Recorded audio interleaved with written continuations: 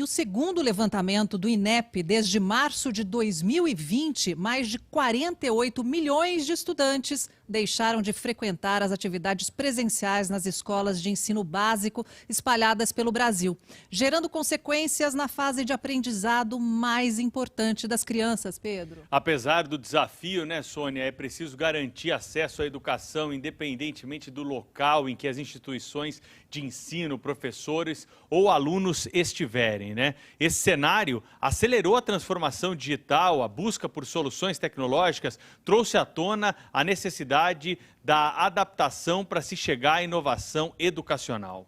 Por isso, abrimos o segundo painel do Fórum Rádio Bandeirantes de Educação e Tecnologia para debatermos a transformação digital e novas soluções para a formação de estudantes para um futuro que cada vez mais será online. Vamos dar as boas-vindas, então, aos convidados para esse segundo painel. O Ricardo Barbosa é pesquisador da Universidade de Colômbia, nos Estados Unidos, está conosco aqui. Como é que vai? Tudo bem, Ricardo? Oi, tudo bem? Primeiramente, meu nome é Rodrigo. É o Rodrigo, desculpa. Tudo bem? Tudo bem, Rodrigo? É um prazer estar nesse debate e parabenizar os panelistas do último painel. Trouxeram bastante contribuições e será ótima essa conversa. Eu chamo agora a Carolina Gomes, gerente de desenvolvimento de negócios para a educação da Lenovo. Tudo bom, Carolina? Tudo bem, boa noite. Muito obrigada pelo convite. Foi um prazer escutar o painel anterior. Eu acho que tem bastante coisa para conversar aqui em prol aí da educação. Obrigada e boa noite para todo mundo. Presencial aqui conosco no nosso estúdio está o Felipe Maia, que é gerente de tecnologia do Plural, é uma plataforma de ensino e aprendizado digital do grupo Somos de Educação. Como vai, tudo bem? Boa noite, Pedro. Boa noite, Sônia. Obrigado pelo convite. Parabenizar aqui a Band por esse evento, realmente muito importante para que a gente consiga alinhar todo mundo dentro das novas tecnologias. Um prazer tê-lo conosco também. E eu anuncio agora o Paulo Marsula, diretor de Tecnologia da Informação da Escola Superior de Propaganda e Marketing, a ESPM. Sejam todos bem-vindos. Vamos começar aí os questionamentos, né, Pedro? Vamos começar com o Rodrigo Barbosa, né, que é pesquisador da Universidade de Colômbia, nos Estados Unidos, para falar sobre a tecnologia que faz parte na vida aí de milhões de brasileiros e, na tua opinião, nos teus estudos aí, como que isso pode ajudar principalmente na educação básica, hein, Rodrigo? Porque é a grande preocupação, né, que nós temos nesse momento para acelerar o desenvolvimento educacional no Brasil, prejudicado por conta da pandemia. Sim, primeiramente, boa noite a todos os participantes, as pessoas que estão nos acompanhando na internet e também em outros canais. Realmente, sempre quando vem uma pergunta como que a tecnologia pode ajudar a educação, e agora essa dúvida ela se torna extremamente coerente por todos os impedimentos que houve da atividade e educação nas escolas, o primeiro tema que eu gostaria de propor é que nós parássemos de pensar tecnologia e educação como dois monolíticos totalmente separados e que a educação não tem tecnologia e que nós vamos colocar algo, algum software, algum hardware, algo que vai resolver problemas imediatamente. Então, isso não acontece tanto dessa forma, porque tecnologias como nas empresas, como nas sociedades, elas estão resolvendo problemas muito mais como ferramentas e como formas de fazer a nossa atuação social e fazer a educação, do que simplesmente recuperando algo que foi perdido. Então, eu quero centrar muito que nós vamos falar aqui na educação pública, assumindo que tecnologias já estão na escola, algumas de uma forma mais ampla, outras menos, com dificuldades também, principalmente de conexão e de materiais. Então, nós já temos toda essa gama de tecnologias entrando na escola por diversos meios, e o grande fato, acho também, para dar uma resposta muito clara de como que tecnologias poderiam hoje auxiliar esse processo de retomada e de uma melhor preparação de estudantes, é a democratização de tecnologias. É isso que está faltando no nosso país. E para isso há alguns pontos também estratégicos, alguns pontos que devem ser colocados claramente na nossa nação para que nós possamos prover, principalmente democratizar o acesso a tecnologias digitais na escola pública. Vou conversar agora com Paulo Marsula. Paulo, do dia para a noite, as escolas, as universidades precisaram aí criar rapidamente plataformas digitais para o ensino de seus alunos. No caso, enfim, teve que correr contra o tempo. E como manter isso para que daqui para frente seja ainda mais moderno e mais inovador? Bom, todos é um prazer muito grande participar desse evento, tá? No caso da SPM, o que aconteceu, né? Quando começou a pandemia e nós tomamos a decisão de fechar os campi e ir para o ensino totalmente à distância, qual era a vantagem que nós tínhamos? Nós já trabalhávamos o ensino à distância num modelo para educação continuada, pós-graduação, num modelo de aulas online. Então, o que nós fizemos? Para nós, foi transformar um modelo que já funcionava para um modelo em escala, né? Parece simples falando, mas a gente partiu de 3 mil alunos para 12 mil alunos num dia, num período de 15 dias, né? Esses 15 dias foram importantes porque nós criamos uma estrutura para capacitar o professor, que é a peça-chave fundamental ali para que aquilo se inicie de uma forma satisfatória, e estruturar a tecnologia, as plataformas tecnológicas, que, como eu falei, já estavam à forma dentro do nosso portfólio de ferramentas. Então, ali foi a virada para essa nova situação. Ela se deu, não vou dizer tranquila, mas foi muito satisfatória para o nosso estudante, para os nossos professores, né, e para o funcionário, porque pensa o seguinte: nós tivemos que colocar esses 12 alunos online, colocar mais de 600 professores online, colocar todos os 1.000 funcionários trabalhando também de forma remota em casa. Ou seja, eu tive que capacitar os times de tecnologia de ensino e aprendizado e o time do núcleo de práticas pedagógicas. E aí, o que o colega falou antes é importante, são dois, mas trabalham, né, tecnologia e pedagogia, né? Tive que capacitar esses professores em 15 dias e colocar tudo isso para funcionar em casa, inclusive atendimento de suporte a aluno e professor. Então, assim, uma pancada, um processo complexo, mas que foi, a gente conseguiu, com alguns ajustezinhos, fazer com que tudo funcionasse de forma satisfatória. Os 12 mil alunos estão tendo aulas online até hoje, né? Só em 2020 nós demos mais do que 84 mil aulas online, né? E, óbvio, o aluno RPM, ele, na média, ou na maioria, é um aluno que tem um acesso a tecnologia, a equipamentos, né? Só que nós temos também alunos que são alunos bolsistas, e a preocupação com esses alunos, deles não terem acesso às aulas, a gente acabou sanando como? Nós compramos equipamentos, compramos notebooks, fizemos um procedimento de empréstimo, e o aluno que não tinha um equipamento, ou que não tinha condição de ter um equipamento que rodasse tudo que a gente precisa, oferecido esse empréstimo, e o aluno está usando hoje esse computador, né? E vai usar até a gente voltar para o modelo presencial, né? E aí você pergunta como dizer para isso, né, continuar funcionando, né? Como é que a gente vai fazer para frente? O Dalton, nosso presidente, até comentou essa situação do ensino à distância, ensino online, ela é uma realidade, não volta mais. A gente acredita no quê? A gente acredita no ensino híbrido. Que modelo de ensino híbrido que nós estamos praticando lá dentro? Nós estamos praticando um modelo que já está em teste desde o final do ano passado, que é o quê? É igual essa reunião nossa aqui. A aula é dada na sala de aula para o professor, para um grupo de alunos de forma presencial, e um outro grupo de alunos assistindo online através da plataforma de transmissão de vídeo.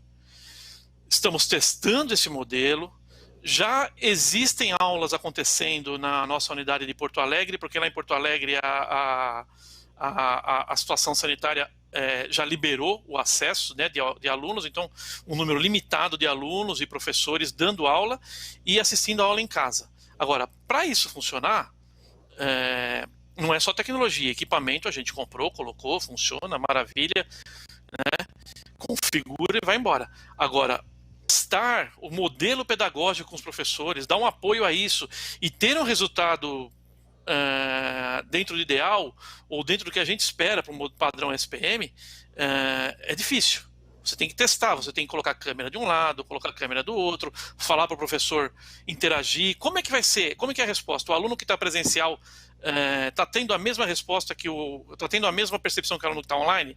Ou seja, isso ainda está em construção, já está funcionando, mas a gente entende que vai evoluir cada vez mais. Quero chamar o Felipe aqui para essa discussão, porque essas ferramentas tecnológicas, né, Felipe, às vezes elas dão autonomia para o estudante. Como fazer para que ele não fique abandonado, né? Para que o professor possa fazer esse acompanhamento aí que o Paulo estava nos dizendo. O professor acompanha o aprendizado do aluno através dessas plataformas? Não, perfeito. O que o Paulo trouxe, acho que faz todo sentido. Não é só a questão do equipamento, né? Então, ter o equipamento sozinho, com uso individualizado, isso não traz nenhum diferencial realmente para a aprendizagem. Então, como que nós trabalhamos hoje, né, dentro da plataforma Plural? Então, como o Mário Ghio contou no primeiro painel, nós fizemos uma parceria junto com a Lenovo e com o Google para a produção de uma solução que nós chamamos de Learning Book, que é uma associação tanto do dispositivo com a plataforma Google e também com a plataforma Plural, né? Trazendo com um único usuário, ele consegue ter o acesso ao meio digital, à plataforma digital, e os professores e alunos conseguem usufruir de todos os recursos dessa plataforma, né? Conseguindo o professor personalizar sua aula, acompanhar atividades, né? O engajamento das atividades dos alunos, acompanhar também o avanço da aprendizagem dentro das avaliações que são feitas dentro da plataforma e realmente acompanhar o aluno de ponta a ponta, né? Então, só ter o recurso tecnológico, né, o computador, ele não é uma solução. Então, o que nós fizemos também dentro desse projeto Learning Book não é só também a plataforma, também como foi dito em outros momentos aqui, é a capacitação das escolas e professores para a utilização desses recursos. Então, junto com o projeto, né, com a solução Learning Book, nós temos uma trilha de aprendizagem exclusiva para capacitação de escolas, alunos e professores para essa transformação digital, né? Porque se a gente não transformar realmente, não mudar o paradigma, a forma de ser feita a aprendizagem, só a tecnologia realmente não vai trazer esse diferencial. A tecnologia ela é só o meio que vai facilitar realmente toda essa aprendizagem dos alunos. Ou seja, uma junção de coisas, a tecnologia seria a ferramenta, né? Por isso eu quero perguntar para a Carolina exatamente isso. De que forma que a iniciativa privada, Carolina, ela pode incentivar, ela pode se aliar ao público para que todo mundo tenha acesso a esse meio que o Felipe comentou? Quer dizer, que o meio é o computador para que depois ele tenha o ensino que é verdadeiramente objetivo. Sim, gente. Bom, eu vou fazer um pequeno link com tudo que já foi falado aqui. Eu acho que o resumo de tudo, para mim, é que tá todo mundo preocupado com a experiência do usuário, né? Que hoje, infelizmente, a gente não tem uma boa experiência do usuário quando a gente teve que mudar e se reinventar tudo muito rápido. A gente tem aí um case de sucesso que tem rodado muito bem com o Plural, que o Felipe já falou um pouquinho, o Ghio também, mas, para mim, o segredo dali é o seguinte: isso foi muito bem estruturado. Hoje, quando você pensa em experiência do usuário, você pensa assim, cara, por que não está dando certo? Uma aula online, por exemplo, eu estava acompanhando uma aula online da minha sobrinha e é horrível, assim, tem situações que nem para a gente é prazerosa. Então, a criança fica ali escutando aquele barulho uma manhã inteira, várias pessoas falando, o professor não consegue ter a gestão. Então, isso acaba comprometendo muito a boa experiência do usuário. E aí, quando a gente fala, tá, mas Carol, como é que a gente faz para ter uma boa experiência? Primeiro, gente, que a boa experiência ela não tem que ser só do aluno, ela tem que ser de todo mundo. E eu sempre digo que a escola, ela não é responsabilidade da direção da escola, do pai, do aluno, ela é responsabilidade de todos nós, enquanto sobreviventes aqui, seres humanos que vivem em sociedade. Então, hoje, visto que muitos pais têm dificuldade de lidar com os filhos dentro de casa e acompanhar o homeschooling, porque é uma responsabilidade de todo mundo. E como todo mundo disse, a pandemia trouxe muita coisa ruim, mas ela trouxe muita coisa boa, muita transformação boa. E aí, para mim, o pilar, como a gente consegue ajudar? Primeiro, que a indústria ela tem que ser parceira da instituição de ensino. Não são assuntos e temas separados. Desde que a instituição inicia um projeto, que foi o caso de sucesso do Learning Book, a gente já tem que procurar a indústria e dizer, olha, eu estou implementando um projeto assim assado, e a indústria precisa se envolver e indicar e direcionar o melhor caminho para um projeto end-to-end. Hoje, se você colocar um computador na mão do aluno sem estruturar um projeto, sem planejamento, sem pensar nos aplicativos e tudo que a gente falou, você dá um abacaxi na mão do aluno, você não dá uma ferramenta. E o computador, ele é um meio pelo qual, né? O mais importante é o conteúdo e a parte pedagógica. Então, nós, como indústria, a gente precisa cada vez mais estar próxima das instituições de ensino, entender quais são as dores e ajudar a resolver. E não somente ficar produzindo sem saber o que o usuário espera em troca de toda essa tecnologia, né? Sônia, a discussão está em alto nível aqui, eu preciso dar um recado para todo mundo. O nosso fórum está sendo transmitido pelo portal UOL, está na capa do UOL, Fórum de Educação da Rádio Bandeirantes de Tecnologia. Quem está navegando pelo maior portal da internet está sendo direcionado também para acompanhar essa discussão que estamos promovendo com especialistas da educação. Mas eu queria perguntar para o Rodrigo, é uma pergunta mais aí que vai interessar os alunos do que professores, especialistas e debatedores. Como é que fica na hora da prova, hein, Rodrigo? Cola, esse tipo de coisa aí que o professor às vezes não consegue ver à distância, né, nesse ensino remoto. Como é que essa questão vai ser enfrentada, hein, Rodrigo? Olha, primeira, quando nós estamos falando de tantas mudanças, talvez também nós tenhamos que pensar o que é o nosso conceito de prova, e muitas vezes, vamos pensar nesse mesmo termo da cola, que eu vou copiar o resultado de alguém. O que é a vida profissional hoje, além de uma intensa colaboração entre as pessoas, uma construção coletiva de trabalhos? Então, em qualquer área, por exemplo, na minha área de formação original, que é a ciência da computação, nós temos equipes, e muitas vezes equipes que podem ser dezenas, centenas, e em alguns casos milhares de pessoas trabalhando para construir um objetivo. Então, no próprio sistema avaliativo, ele deve ser, hoje é um convite, vamos falar assim, a partir de uma sociedade que nós queremos, que é uma sociedade conectada, em que as pessoas tenham acesso aos equipamentos e a conexão como ponto de partida e não como ponto de chegada.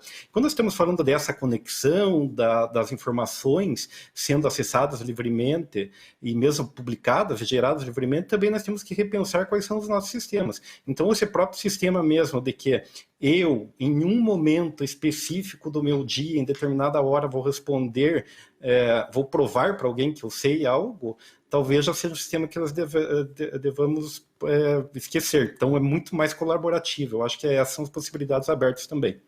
É isso que o Rodrigo falou, é muito importante. Eu queria até perguntar ao Felipe, de que forma a tecnologia ela pode colaborar, não, além dessa história da cola que o Pedro falou, mas na questão de não ser uma aula sonolenta. A gente sabe que tem aulas que nos despertam e aulas que não nos dão sono. Como manter esse nível e que eles tenham realmente o interesse pelo aprendizado? Bom, até repetindo um pouco, né, a tecnologia ela vai ser só o meio, né? Então existem várias tem várias funcionalidades que a gente consegue proporcionar recursos para que seja mudado o processo de aprendizagem, mas isso parte muito mais de uma conscientização da escola, do professor, realmente na preparação da aula. Então, o modelo de aula expositiva, né, que a gente estava acostumado dentro Isso, exato. Que o professor vai lá, ele é o detentor de todo o conhecimento, vai lá na frente, fala, e o aluno está lá copiando ou anotando as informações, depois fazer uma prova.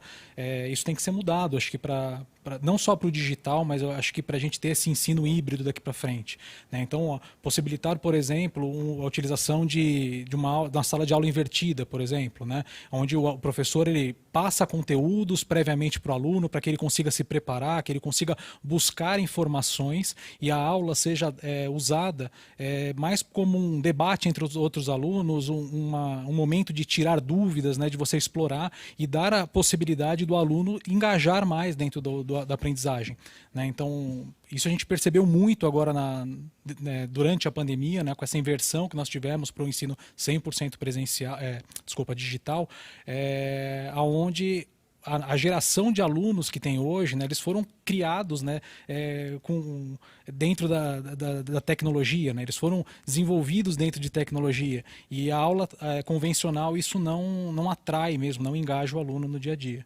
Então, acho que só a tecnologia ela realmente não vai trazer essa mudança. Existe a conscientização, realmente, preparação de professores e escolas para isso. O Paulo Marsula, né, que é diretor de TI da SPM, está aqui conosco também participando desse painel. Paulo, rapidamente sobre essa questão aí de avaliação ainda, para a gente fechar esse ponto aqui do debate por hora.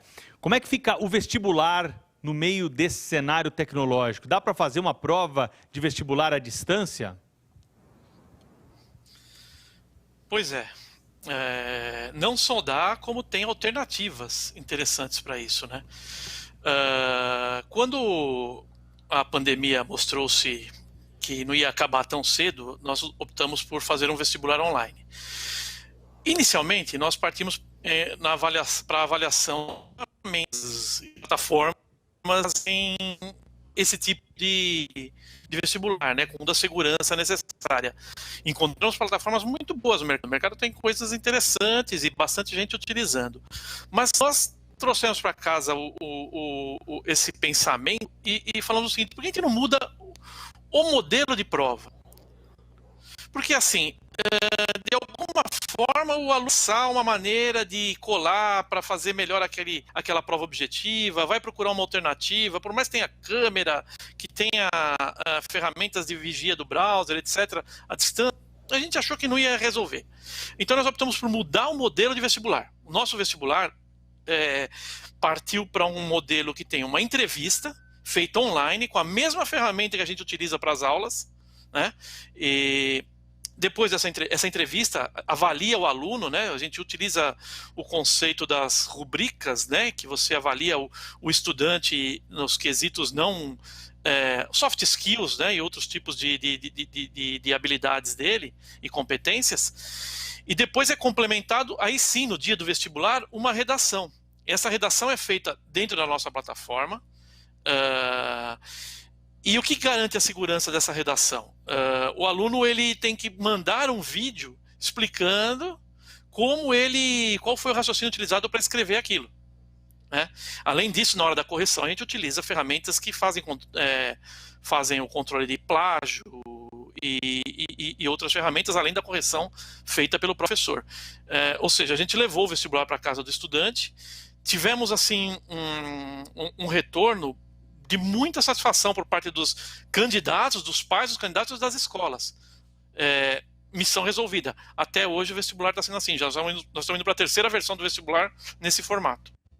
Pois é, Paulo. Eu queria primeiramente agradecer a participação dos nossos internautas que estão presentes e fazendo perguntas. E eu vou começar com a Carolina e depois cada um pode comentar um pouco. A questão do homeschooling. Como é que você vê isso, Carolina? Espera que o áudio da Carol tá... Carolina, teu áudio tá ligado? Tava no mute, gente. Agora, Desculpa, é o favor dessa pandemia, né? Todo mundo em mute, ou câmera ligada ou desligada. É normal, é o novo normal. Isso, como eu tô sem microfone, eu deixei no mute para não atrapalhar os demais. Bom, de audiência, né? Tem bastante gente aqui me mandando mensagem. Eu queria agradecer a todo mundo, especialmente minha sobrinha Lorena, que está aí ligada assistindo a gente. Bom, beijo para Lorena. Eu acho um beijo, Lorena. O homeschooling é um caminho sem volta, como a gente já disse. E eu acho que é possível, sim, a gente começar um plano de desenvolvimento, tanto da iniciativa privada, da iniciativa pública, para que todo mundo tenha acesso às plataformas de qualidade que a gente tem aí, né, disponíveis no mercado. O que eu vejo é que falta muita informação ainda, né? Eu acho que a escola foi pega de surpresa, tem 50 anos para cá, tudo evoluiu muito rápido na tecnologia. E a escola, ela foi o último a ser afetado. Aí a gente hoje não é mais um status ter tecnologia ou não. Eu fiz algumas coisas aí com o Martula, é surpreendente o trabalho que eles têm em tecnologia há muito tempo, e mesmo assim eles têm sofrido pelo negócio. Então, quando a gente pensa no homeschooling, são muitas coisas envolvidas que eu acho que a gente não conseguiria explorar tudo aqui. Então, eu acho que é caminho sem volta, mas eu acho que a gente precisa ter uma estruturação, já que a gente tem uma estruturação disponível, o MEC não disponibiliza isso para a gente, a escola precisa começar a ter em mente que tudo a gente começa do começo. Começamos, agora a gente já sabe onde a gente errou, onde a gente precisa acertar e o que a gente precisa fazer para que isso continue sustentável. Olhando o ensino básico, a gente precisa hoje melhorar a qualidade da tecnologia, que é pensar mais na infraestrutura. A gente apagou incêndio, resolveu o problema, colocou os alunos online. Agora, para eu manter isso, é preciso ser estruturado. Então, a gente precisa ter uma plataforma de qualidade, uma infraestrutura boa, a gente precisa ter um equipamento que não dê dor de cabeça, porque se o equipamento quebra toda hora, o aluno fica sem estudar. Então, é uma série de coisas que precisam ser pensadas no papel, envolvendo o professor sempre no começo de tudo, porque eu vejo que o professor ele é o último a ser envolvido. Quando o projeto já está pronto, alguém chega para ele assim, agora você vai ter que trabalhar com luta digital, com o computador, e ele não está preparado, porque ele nem sabe do que o projeto se trata, ele não foi envolvido. E ele é a peça mais importante de todo o processo, ele é, sem dúvidas, a peça mais importante. E a informação que eu falo é também no sentido de disponibilidade de tecnologia, tem custo, disponibilidade de cursos para professores de altíssima qualidade, com institutos que só trabalham em prol da formação do professor, e também alianças com empresas como Somos, como outros grupos que a gente vê que têm facilitado essas escolas a fazerem transformação digital. É muito mais difícil para uma escola individual conseguir chegar no estágio de planejamento, a gente chega junto com um grupo, porque o planejamento ele é fundamental. Quando a gente vai só apagando incêndio, sujeira embaixo do tapete, tudo fica estruturado e aí gera uma frustração em todo mundo, que muitas vezes é irreversível, né? Então, muitas escolas acabam, Carol, é irreversível, então ela nunca mais vai usar a tecnologia. Não, ela vai fechar, que é um caminho sem volta de fato.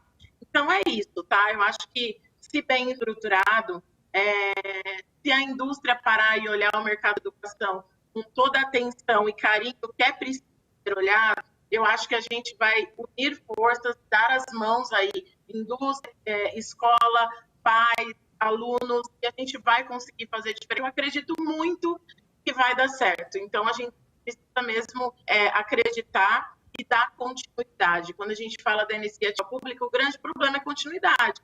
Então, inicia-se um governo hoje, 4 anos, ele interrompe, trocam as pessoas, o projeto para e começa novo. Enfim, na iniciativa privada muitas vezes acontece isso também, porque não é um projeto estruturado. Então, essa é a minha opinião aí. E obrigada. Bom, o Rodrigo Barbosa, né, que é pesquisador da Universidade de Colômbia, né, nós vamos girar o assunto aqui, como sugeriu a Sônia, porque foi uma demanda da nossa audiência. O Benedito Costa, né, que publicou na nossa live essa pergunta sobre o homeschooling. Tem um projeto de lei, né, que está sendo debatido na Câmara Federal, que institui, então, essa possibilidade dos pais lecionarem, né? A gente conversou já na Rádio Bandeirantes com a autora desse projeto aí, a relatora também do projeto, e ela nos dizia, né, Rodrigo, que é necessário haver um vínculo entre os pais e a escola. Esse vínculo não pode deixar de acontecer, e isso está no projeto de lei, é um dos pilares, aliás, dessa discussão na Câmara Federal. Eu imaginei mesmo que até a pergunta da audiência era sobre este projeto de lei, que significa basicamente alguma forma de educação acontecendo dentro da casa. Assim, eu terminei meu pós-doutorado recentemente na Universidade de Stanford, nos Estados Unidos. Eu não me dediquei exclusivamente a esse assunto, mas evidentemente fui exposto a uma série de outros costumes educacionais que existem naquele país. E de uma forma geral, assim, eu estou falando de uma forma de política pública, com uma ação de Estado em larga escala, com uma solução aberta. É uma solução bem complicada, para dizer no mínimo, que nós teríamos condição de que a criança fosse educada dentro da sua casa. Isso considerando que homeschooling aqui é diferente desse momento que nós estamos vivendo hoje de educação à distância dentro de casa, mas quando você está falando de homeschooling, é totalmente a educação feita dentro de casa. Como diria, no mínimo complicado, porque agora, por exemplo, na pandemia, se tomou consciência que as crianças da escola pública normalmente não têm uma mesa, não têm uma cadeira para sentar. Então, elas não têm um espaço para estudar. Então, nós temos uma série de restrições, e não estou falando aqui que o problema é a casa, mas uma série de restrições que dificultariam uma ação pública, uma política pública em larga escala efetiva com esse objetivo. E, novamente, nós caímos a qual que é o conceito de educação que a sociedade brasileira quer. Esse, eu acho que é o debate que tem que se colocar, e tudo indica, e eu acho que todas as experiências nacionais, pesquisas, toda a história da educação, que a educação é uma atividade extremamente coletiva, compartilhada, social. Então, muitas vezes, talvez alguns modelos vão privar crianças e jovens do convívio social. Esse é um modelo extremamente perigoso para a vida futura dessa criança, que ela pode ser bloqueada o seu convívio com a sociedade. Então, claro que esse é um assunto que levaria a todo um debate de muitas horas, né? Nada do que eu falei pode ser aqui colocado como definitivo, mas a escola que funciona é aquela escola com estrutura, uma escola que tem colegas, uma escola que tem docentes, é uma escola em que as pessoas podem participar tanto disso que nós chamamos de educação formal, quanto da vida social. Pois é, eu ia querer até falar com o Paulo e com o Felipe a respeito disso. Começo com você, Paulo.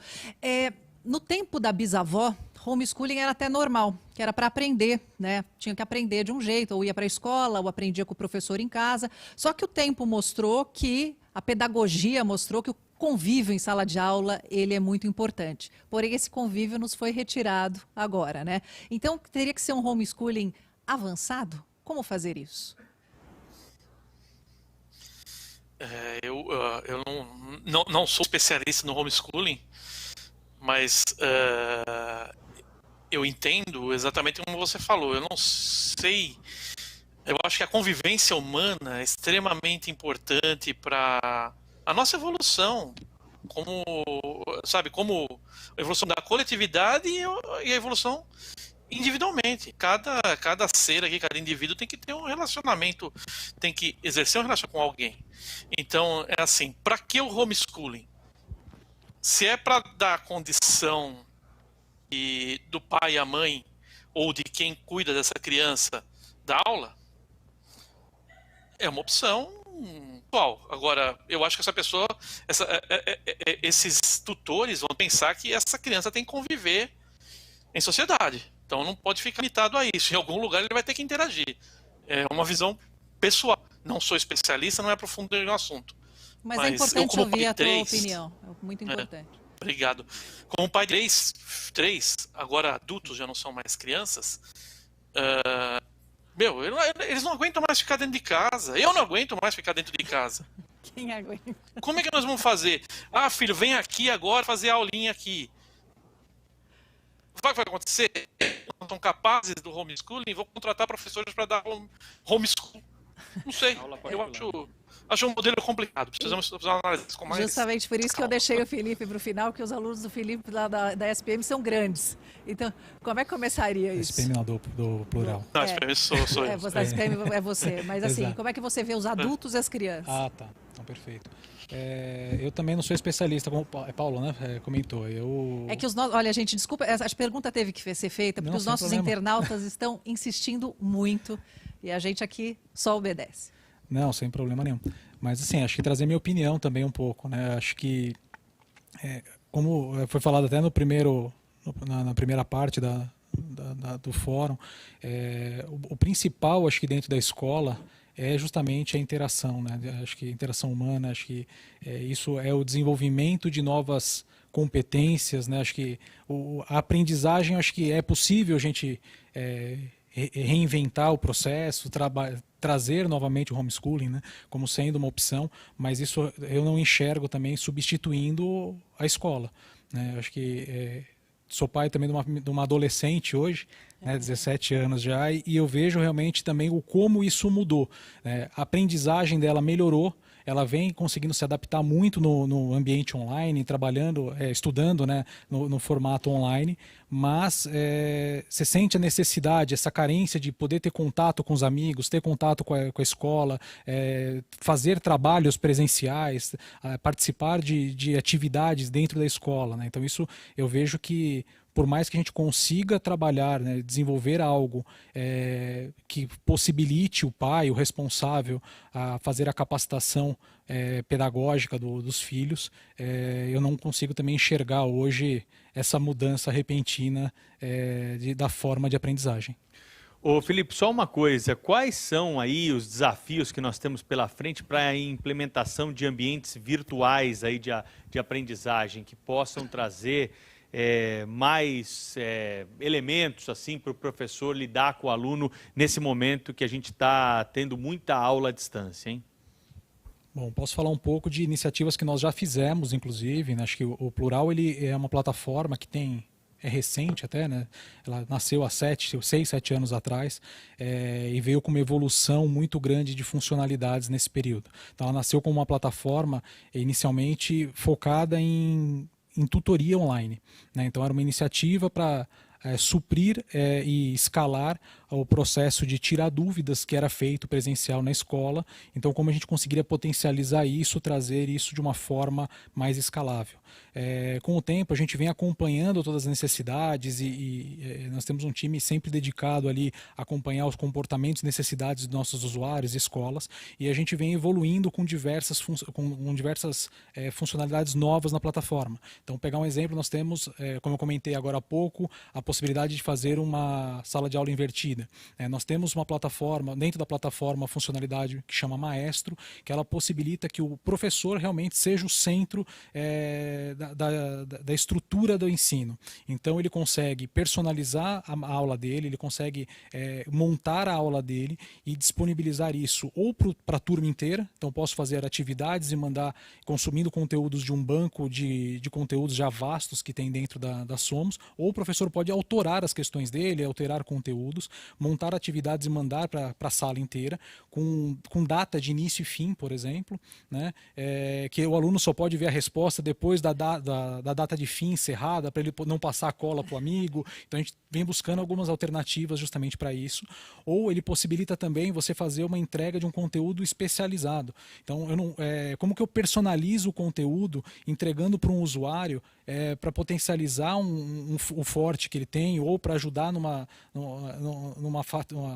fraqueza que ele tem, e não nivelar todo mundo com a mesma régua, né? Então os alunos são diferentes, eles aprendem em ritmos diferentes. Então como que eu consigo trabalhar? O Maestro é uma ferramenta que possibilita fazer tudo isso, e o professor tem de retorno toda a parte de correção e acompanhamento de engajamento dessas atividades de uma forma automática, né? Para não perder o tempo dele ou investir o tempo dele ali em correção manual. Então como que ele consegue focar mais no resultado e atuar em ações realmente para poder potencializar esses pontos que eu comentei, ao invés de perder tempo corrigindo questões. Então essa é uma das alternativas que nós temos hoje dentro da plataforma. Aliás, um belíssimo exemplo de plataforma tecnológica que funciona. Eu queria até saber do Rodrigo. Rodrigo, que tipo de plataformas nessa época nos Estados Unidos estão fazendo aí sucesso, fazendo com que as pessoas, com que facilite? Eu queria que você traçasse um paralelo, porque a gente sempre acha que o que é de fora, existe essa mentalidade no Brasil, é melhor, e não. Em termos de educação, nós temos algo muito, muito avançado. Estamos ao vivo no Jornal da Band, hein? Aqui transmitindo agora o Fórum de Educação da Rádio Bandeirantes. O Rodrigo vai responder a pergunta da Sônia. Bom, realmente, esse é um erro comum, e muitas vezes as pessoas pensarem que o que vem de fora é melhor, porque principalmente falando em tecnologias, o Brasil tem uma liderança em produção de tecnologias. Nós formamos pessoas extremamente capazes na formação para a produção de tecnologias e criação. Mesmo no Vale do Silício, em outras empresas nos Estados Unidos, profissionais brasileiros são extremamente disputados. Então existe uma formação de ponta no país. Também falando sobre plataformas que existem nos Estados Unidos, tem uma característica da educação pública americana que é diferente da educação pública brasileira. a educação pública, existe um grau de decisão muito forte local nos Estados Unidos. No Brasil, o Brasil tem uma crítica ser extremamente centralizadora. Muitas vezes vem uma decisão de Brasília, uma decisão do governo de estado que envolve milhões de crianças. E isso é muito difícil de acontecer nos Estados Unidos.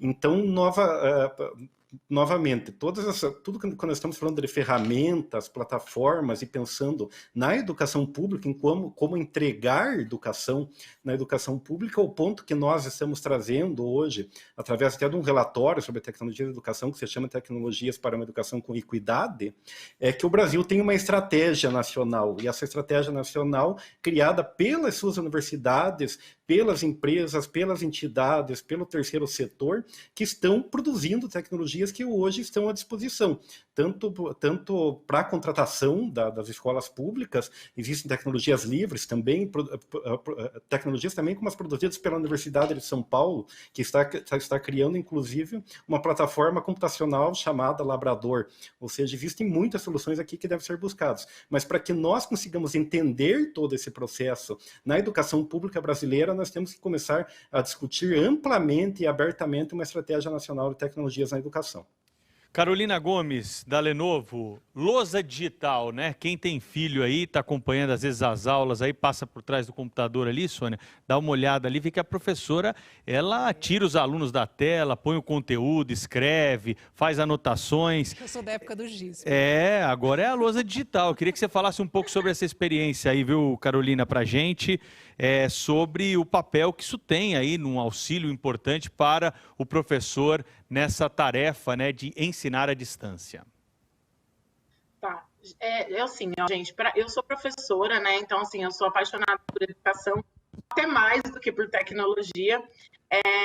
E, para mim, a ferramenta mais importante de todas é o conteúdo, a pedagogia, todo o trabalho que o professor vai fazer para o ensino-aprendizado.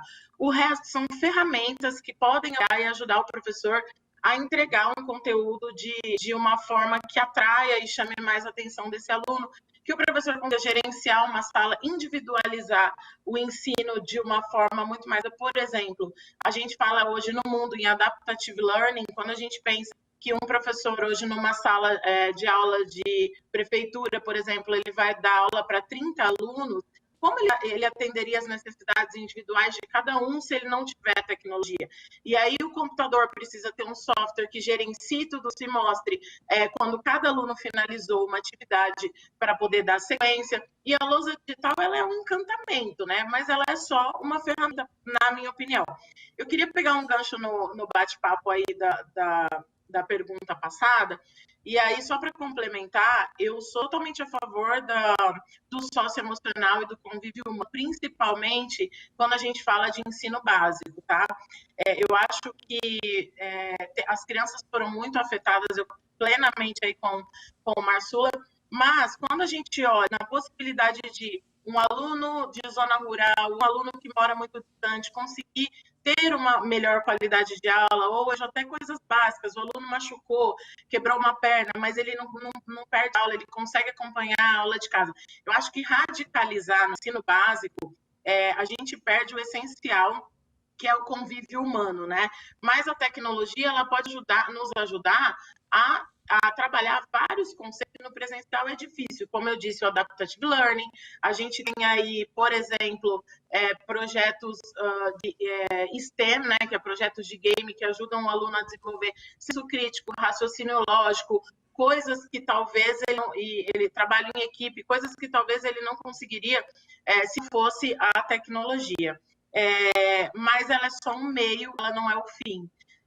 E tanto que hoje a grande fração e a grande crise que a gente tem para as escolas terem dificuldade de usar tecnologia é porque essa parte pedagógica e essa parte do humano, muitas vezes ela é colocada no projeto em última instância. E aí o professor, muitas vezes, ele dá aula em mais uma instituição de ensino. Muitos professores queixam isso com a gente, Carol, eu dou aula em 3 instituições de ensino. eu tenho que preparar essa aula online no meu horário de folga, e eu não ganho por isso. E são 3 instituições diferentes, eu tenho que preparar em 3 plataformas diferentes, para 3 turmas em níveis diferentes. Então, para o professor é muito exaustivo, porque a gente não tem essa infraestrutura pronta para basear o professor nessa aula online. E aí, o que adianta ter uma lousa digital? Né? Se o professor não tem o conteúdo digital, ele vai usar o quê? Como um projetor. A gente vê hoje a realidade da maioria das escolas que usam lousa digital, usam apenas uma lousa, uma tela de projeção.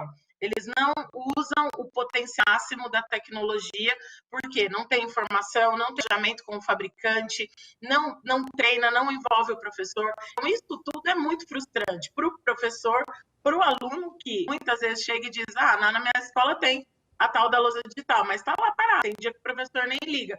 Então, a gente volta para o assunto do tema do painel 1 e de tudo que a gente está falando aqui. Professor, se o professor ele não estiver envolvido, ele não estiver preparado, de nada vale. A gente até brinca que é como você ter uma Ferrari na garagem e não saber dirigir, não serve para nada. Carolina, Pedro, eu vou repetir uma coisa que eu falei no painel 1. Conversa boa é aquela que passa rápido. Infelizmente, estamos chegando no final desse segundo painel do nosso Fórum de Educação e Tecnologia, né, Pedro Campos? E queremos agradecer a presença de todos vocês. Vamos agradecer o Rodrigo Barbosa, pesquisador da Universidade de Colômbia, né, dos Estados Unidos, a Carolina Gomes, que é gerente de desenvolvimento de negócio para a educação da Lenovo, o Felipe Maia, que esteve conosco aqui presencial no estúdio, né, do Grupo Bandeirantes de Comunicação, gerente de tecnologia do Plural, que é a plataforma de ensino e aprendizado digital do Grupo Somos de Educação, e o Paulo Marsula, diretor de TI da ESPM. Todos esses estiveram conosco. Agradecemos a todos aí pela atenção e pelos comentários, opiniões, para enriquecer o nosso debate sobre tecnologia e educação, né, Sônia? E que vocês voltem logo, porque a gente ainda tem bastante assunto, é um assunto extremamente importante. Estão todos convidados a voltar.